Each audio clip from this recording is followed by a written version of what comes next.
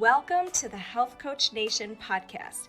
My name is Haley Rowe. I'm a sales and marketing coach and strategist for health coaches, life coaches, and wellness professionals who want to become a leader in their field by building their online community, rocking their sales process, and finally feeling confident about how they promote themselves and their marketing. On this show, we talk about tips to grow your business, save yourself time, and finally be able to create a sustainable, profitable business. Let's get into it. Welcome to this week's Health Coach Nation podcast interview with Juliet Clark. And I'm really excited. I had the opportunity to be on Juliet's awesome podcast, and she helps businesses with their marketing and also with their book. And if you want to have a book, right? So Juliet, I'll let you kind of introduce yourself, what you do. And today we're going to talk about lead magnets and how the heck do you nurture your audience. So thanks for being on the show. Well, thanks for having me. And I'm excited. This is your first live. Yes, my first live through Zoom. Yes, exactly. So when I started my publishing company, I'd come from traditional publishing and advertising. And when I started my company, I noticed that the self-publishing companies weren't really helping the business owners that were writing books build audiences. So back then we had the lead magnet. That, everybody was giving out a piece of their genius and in exchange for an email address, and then you'd write a drip campaign and lead them to a product. And most people were writing books because that wasn't working for them. So as part of our audience building tools for books, we created a quiz that actually is based on success principles. So we have a very high take rate. Because people want to find out, you're the guru. Why aren't they getting to where they want to be? And it also has a commitment section. So when I talk about commitment, we ask them to self-assess where they're at in, are they willing to spend money to learn how to do what we're going to do, what you teach? Are they 100% committed to solving the problem? And would they set an appointment with you? So based on that, now we have a quiz that is market research. We're showing potential clients that they need us, and we are pre-qualifying them and getting them into our list. So now we have a tool that really does connect us to our audience. And the one thing I didn't mention is based on that commitment section, there are 3 autoresponders in the background with high, medium, and low. So now you know who in your audience they're getting the offer of your calendar. You know who's really committed and who will schedule an appointment, who to nurture, and probably that 80% of whoever you're talking about that will just go in your list because they'll never take action. So now you have a way to parse all of this and start talking instead of clicking. I love this. So you set up quizzes for people, or you use, well, I know you use them yourself, but is that something that you do for people? Yes. So actually for most of our authors, when they come in and they bring us the book, we listen to, what's going on? Why did you write this book? Because not everybody should write a book, or they've written a book too soon. And the one thing we kept hearing over and over is I wrote the book because my products and services weren't selling. And somebody told me the book will give me credibility. And that at that point, when we started hearing that over and over, we knew that there needed to be some product validation and some audience building first, because the most successful books already have an audience. That's the first thing. But the second thing is most people are not going to make much off those books. It's those products and services you have. So yes, we do the consulting for it. So we go and we look at who is the audience, what are the success principles of what you sell. And then we put it together because it has to be put together in a very particular way to elicit the right results from people. So categories and statements, the autoresponder, the commitment levels, and then we build your first one for you.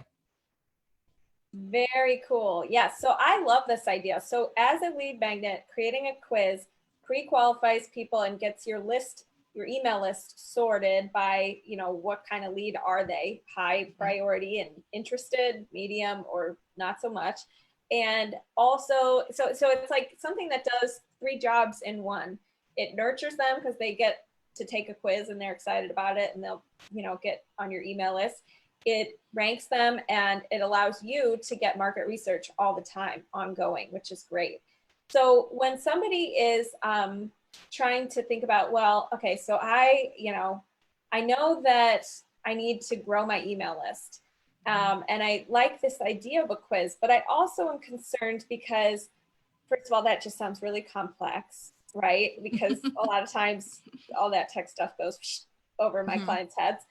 And then number two, how do I even promote? I don't have a huge audience. Who's going to take my quiz? So what would you say for those two things? So that is such a great question because people always ask us, they'll say, we've done this thing with the audience and quizzes and it doesn't work. And my first answer there is that you haven't done it correctly. You haven't motivated them to take it. So right now, the reason we're so busy is people are doing more Facebook Lives. So every time you jump on Facebook Live, you send people to the quiz. People are doing LinkedIn Lives, the same thing. YouTube lives. So I just taught you how to do a YouTube live real quickly. So you can use them over there. People are on summits now instead of in person. So you literally have people take out their phone, you incorporate it in your talk and have them take it right there and then. You give them about 3 minutes to take it because that's all the longer it should be. And they will take it right then and there. And the cool part about a summit is if you have it set up correctly, you can see who's taken it. There are things coming across your screen while you're teaching, and you can see who's set an appointment, who's taken it. You can give shout outs and all of that right live while it's going on. We started out, a lot of people use it from the stage, so they'll incorporate it right into their talk so they can capture the room. And podcasters, we have a lot of podcasters using it as their ads. Nice. That's very cool. I love that. And there's this talk that you mentioned, you get a lot of people coming to you saying, hey, my products and services weren't selling. And so I thought I really needed to write a book because it's going to give me that credibility. Do you think that's the right thing to do if you're not selling your products and services, or what do you think? Yeah, absolutely not. So one of the things that happens is we go into these rooms and we're looking to grow our business. And that has been the answer for the last 10 years. Oh, write a book. Chances are, if you're not marketed well enough or you're not in front of that right audience with the products and services, your book is going to be another failed product. It's not going to achieve what you want it to do. So we really recommend that you use the quiz and we can figure out a lot of times from it, the market research in it. Are we in front of the wrong audience, or are we positioning this wrong? And so once you get that fixed and you're selling your products and services and you have a successful track record, that's the time to write the book, because the book becomes a low barrier loss leader in the equation. Yeah. Okay. I love what you said there, because I agree. I think it's something where you can't, it's like when people say, oh yeah, I really need to scale this business. And yet what they're selling isn't even scalable, because either the model isn't scalable or it's not even selling enough to the point where they need to scale. They just think it sounds cool. So I think the book is a shiny object. And we talk about shiny object syndrome here in the Health Coach Nation community, because I see so many people thinking, oh, there's this new, like this quiz, I need this quiz right now. And yet they don't even know what they sell or offer or whatever. Like there's an order and there's a process to creating and building your business.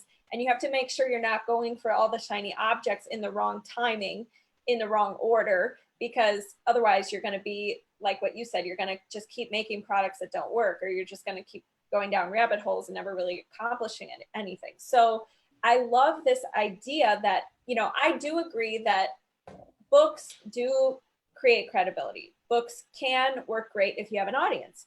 Books are great if you want to be a speaker, because I've talked to people who said, oh yeah, I didn't have a book, and then I wrote a book and I started getting paid more for speaking gigs. People just suddenly saw me differently. And it's so interesting to me. And I've noticed this too, whenever I've done press, like if I've gotten in a magazine or something, to me, that doesn't seem that cool. But for some reason, when you share it on social media, people are like, oh, like all of a sudden they see you in a different light. It's very strange. Yeah. So I do think there's something to it. But what would be the right reasons to write a book or create a book?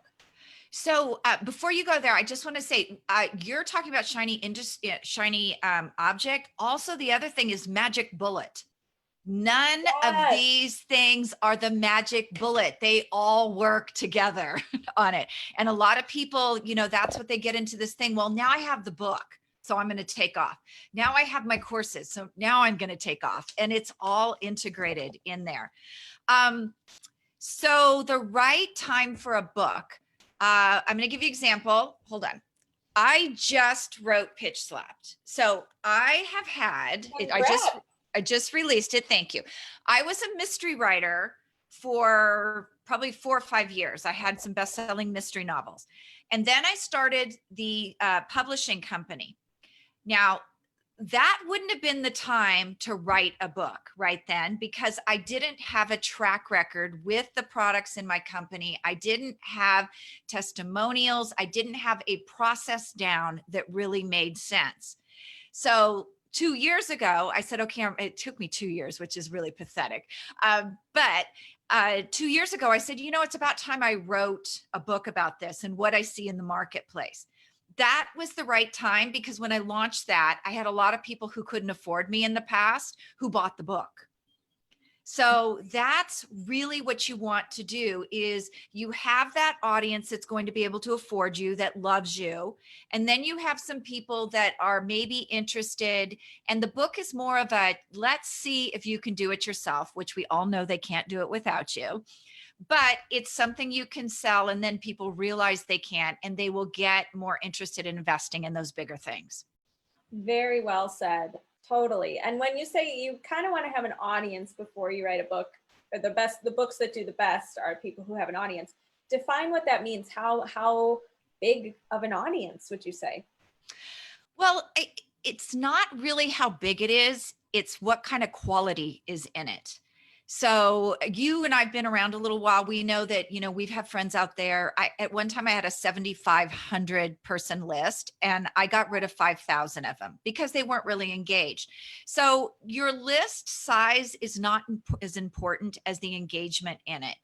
Are they really stepping up and opening? Have you developed relationships with them? And by that, I mean, have you had conversations with them? So it doesn't really matter how big. We can put someone on a bestseller list with 100 really engaged people purchasing. So, the Amazon bestseller list. So it just depends on the quality of your audience more than anything. And the quality of your power partners, because a lot of times when we launch a book, we use your power partners as well. Sweet. Well, I want to go into power partners in just a second, but I also want to say I completely agree, because when it comes to selling high ticket coaching packages, I tell my clients the same thing. You don't need to have thousands and thousands of followers. You need to have deeper relationships with some ideal clients, right? Mm-hmm. So I think that that's a really good point. And then when you say power partners, tell me more about what that is and what that means. So these are people who, they don't do the same thing you do, but they have similar products and services that are complementary. So I'll give you an example. Hold on, sorry about that. I thought I had that turned down. So okay. I have some power partners. Jen Koken, she teaches imposter syndrome, gets rid of imposter syndrome. Almost every single one of my book people, when we're in launch, they all of a sudden freak out. Nobody's going to buy it. Nobody's going to look at me. They're going to find out I'm a fraud. So she's a great power partner for me, because she can send these things out to her list. I can refer people to her. I have a writing coach that I work with that refers me a lot of work. Her audience is perfect because they're in the writing phase. They're not thinking about audience building when they should be. They're not thinking about how they're going to publish. They're not thinking of what they're going to do after they publish. So it's those people who have those complementary products and services where you can refer business, and their list will be interested in what you have to offer.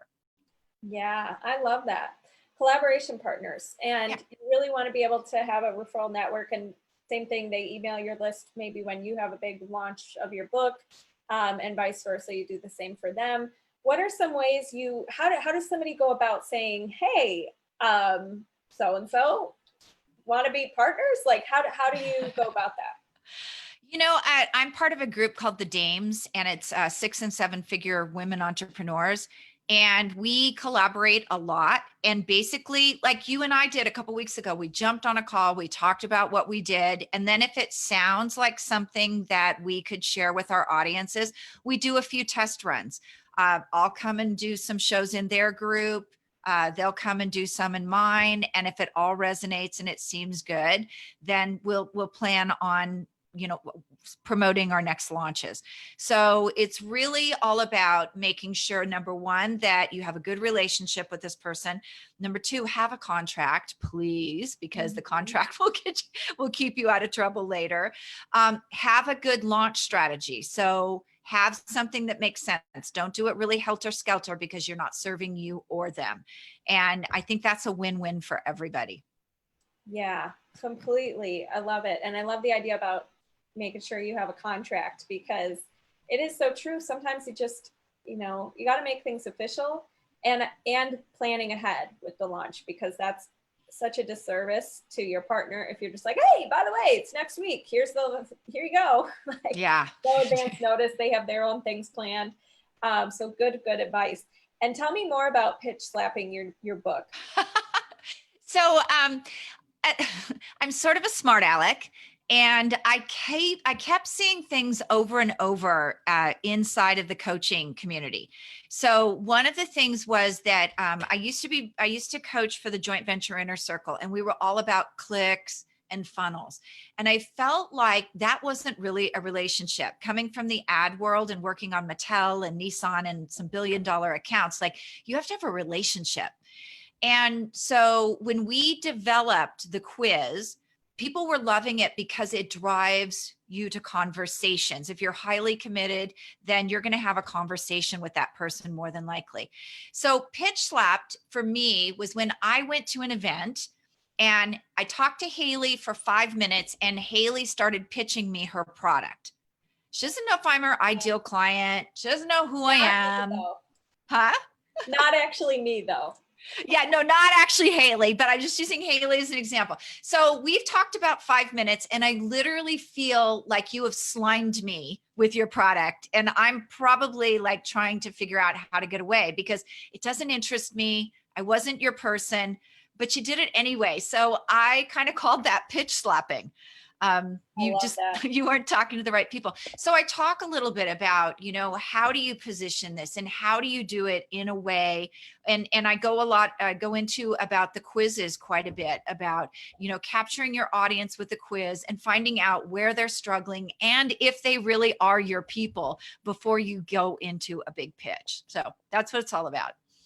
Beautifully said. And we just talked about this in my Zero to Hero coach program about how it's a lot easier to get on strategy calls or calls in general, even if it's not a sales call, but if it's an intro call, even with your potential clients, after you've already given them a lead magnet or a nurture sequence or something that nurtures them and gives them value first, versus I think a lot of times people just go straight in for the kill, for the main course, just like you said, and for a call with these expectations. And they're meeting somebody for the first time. And what they don't realize is there's touch points and there's discovery. Like, you have to see if this person even is a fit, just like you said. So I think the number one key in sales is to not go after it as, who's going to be my next customer and got to get the pitch out, but instead go at it from who can I help? What is somebody struggling with? Is there any way I can support them with that? And making sure you're giving value first, just like you do with the lead magnet. So lead magnets make your job much easier later. And that's also, it's a touch point.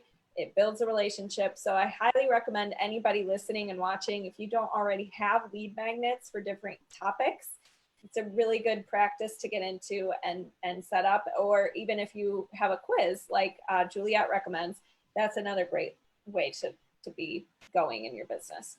Now, what about when you wrote a book? Did you notice, how did you leverage that? So you're like, okay, I'm writing Pitch Slap. I'm gonna give this to everybody who maybe can't afford to work with me long term, or maybe who's been hesitant about working with me because I want them to see my method, want them to get a taste. What happened from there? So a couple things. When we launch a book, we take people from the quiz where they can buy a program, product, or service, and maybe even the book in pre-sale. So we build the audience with the quiz. Then we get the book. While we're getting the book published, we run a bestseller campaign in pre-sale. And that's where you capture those people that may be on your list or Facebook or those other places who've been kind of taking a look at you, but really haven't been, like, I can't afford her. I don't want to talk to her. So that's where you can capture those people.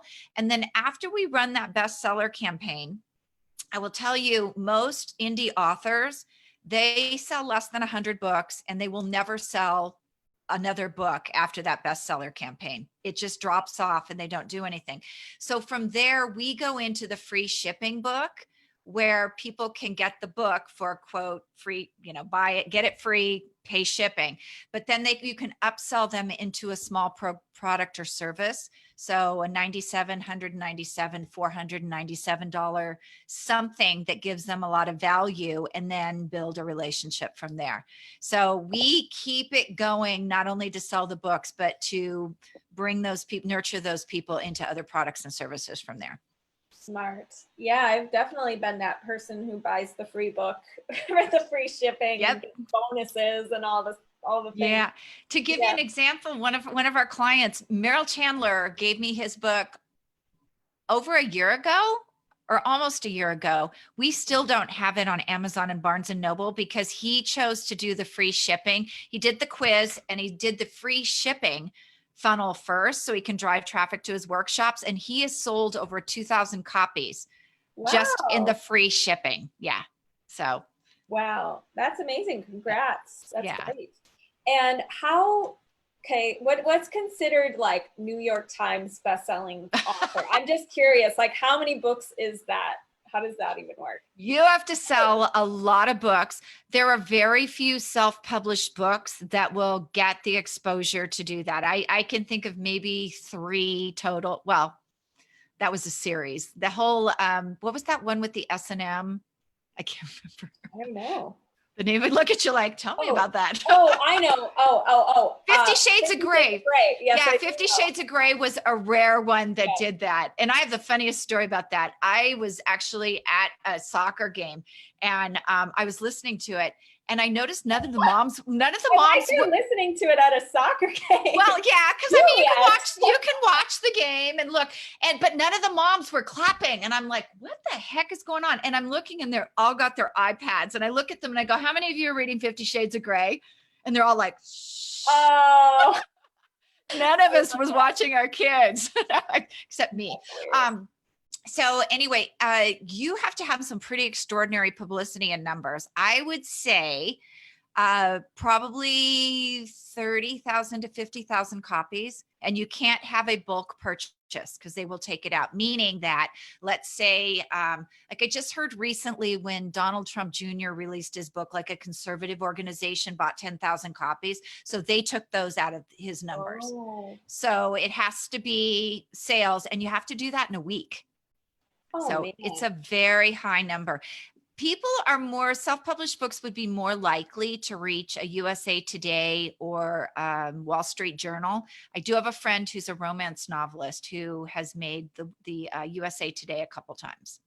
Nice. Wow. Well, she needs to read 50 Shades of Grey, get that going. She'll be the next one on the New York I think she writes much tamer romance novels. I don't know if you know who Janet Ivanovich is. She's a huge mystery writer. And I read a biography about her one time, and she used to be a romance novelist. And she said that she quit writing romance because she ran out of positions. So there you have it. Oh my gosh, that's funny. Okay. So anyways, got it. We want to be, and what's your thoughts? What's the advantages of being self-published versus going to a publishing? And obviously to go to a publisher, you probably need to meet a certain criteria. So I guess what are the pros and cons? So self-publishing, you will publish much, much faster. You have total control over your book. You have total control over everything in it. So you can turn around and, do other things with it. You can make it into pretty much anything you want because you own the rights. With traditional publishing, you have to have an audience already built. When you go to them, you have to prove that you have a very large engaged audience. My understanding is at least 10,000. And the reason for that is they want to know, it doesn't matter how good your book is, they want to know that they're going to make money from your book.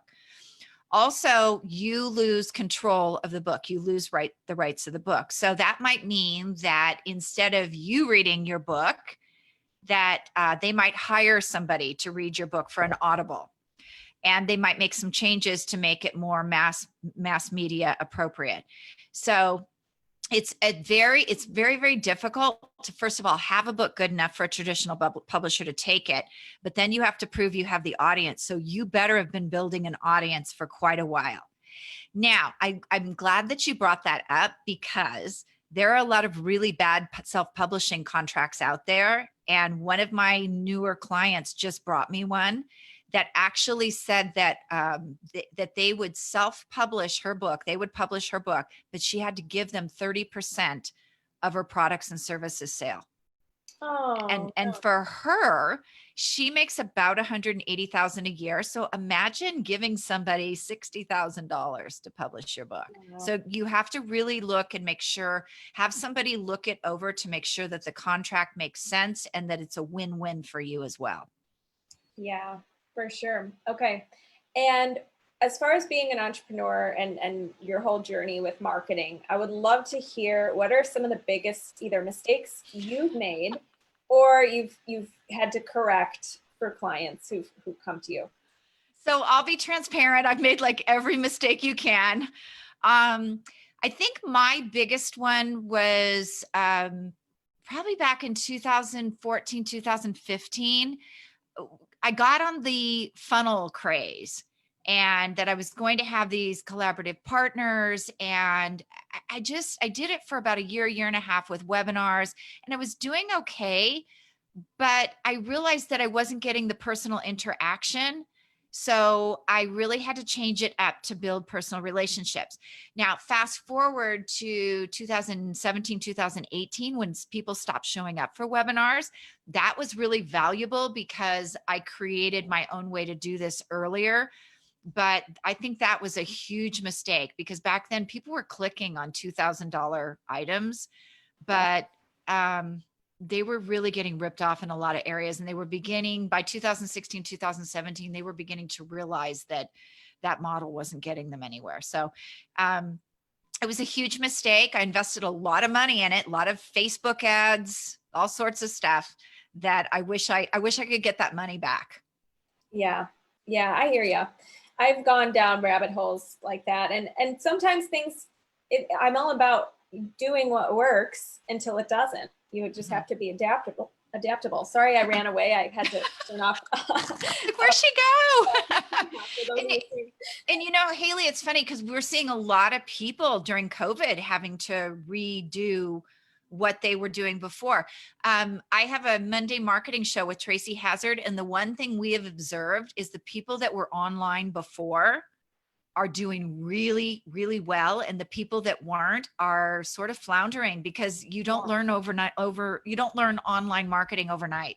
Yep. I would say the same thing. I am so pleasantly surprised and blessed to have already been established in the online space and be like, I'm so thankful. Now, there's also a quote by Warren Buffett that still scares me, because I feel like I have so many gaps in my business that I need to fill. And it says that you find out who's been swimming, when the tide goes out, you find out who's been swimming naked. And I feel like that's what happened with COVID. I feel like, and businesses who are local and all of that. And nobody could have guessed that this was going to happen, but you do have to think, like, I think about, what if the whole internet crashes? Like, I don't have anybody's phone number. Like, I mean, I do, but not my entire group and list and all that. Like, I think about weird stuff like that. And actually, one great book I'd highly recommend to all the listeners is The Road to Less Stupid by Keith Cunningham. Oh, that's such an amazing book. Yes, right?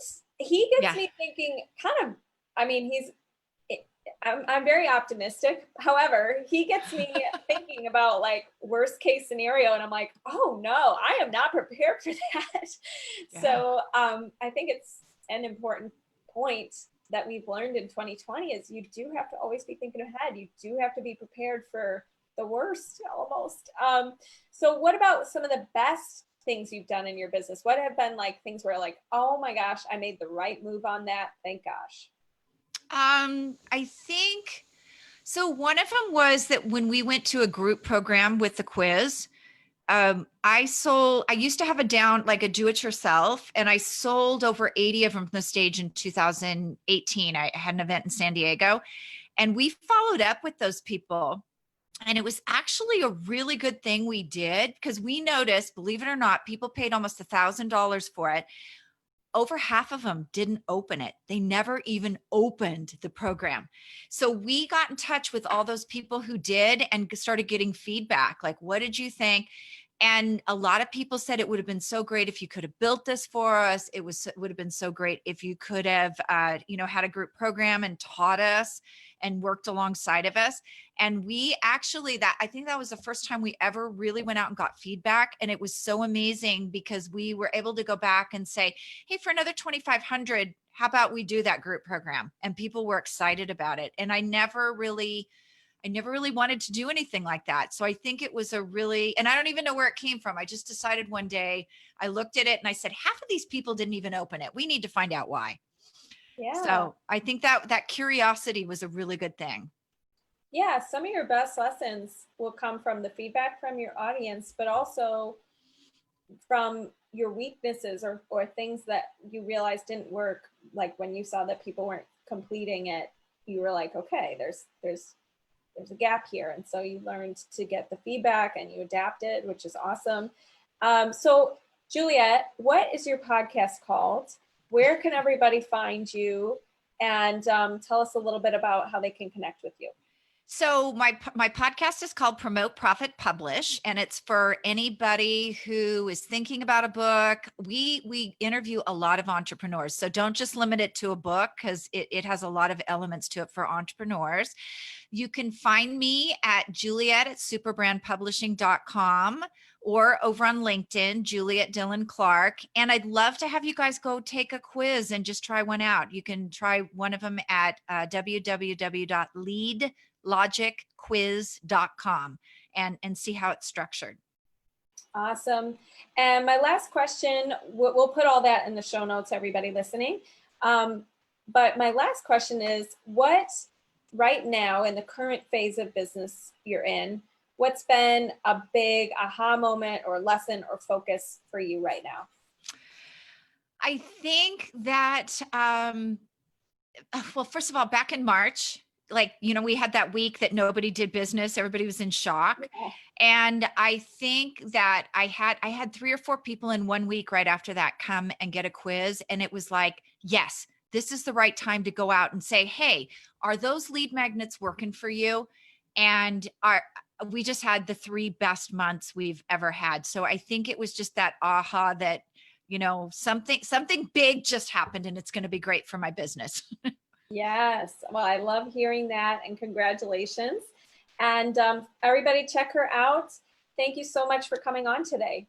Thank you for having me. Thank you so much for listening to today's episode. And if you liked it and want to reserve your very own free sales audit, go to haleyrowe.com/strategy-call to book your very own free sales audit. On the call, we'll talk more about the common concerns you get from your ideal clients, how to overcome those concerns, how to coach through objections, how to change your mindset around sales, and improve your sales process so you can be closing and converting more clients. I can't wait to connect with you, and go to haleyrowe.com/strategy-call to take the first step. Thanks so much. Have a good day.